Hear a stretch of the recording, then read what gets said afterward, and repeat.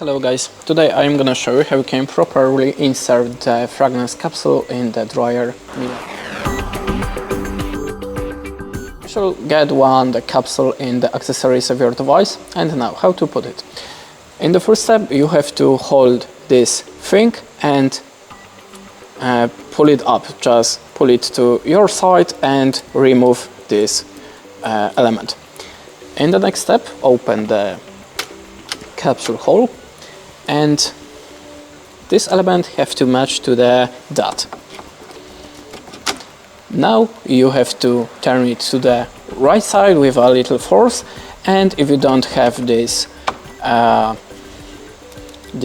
security paper, you can freely turn it to the right side to select the level of the fragrance. And that's it. Thanks for watching, leave us a like or a comment, and goodbye.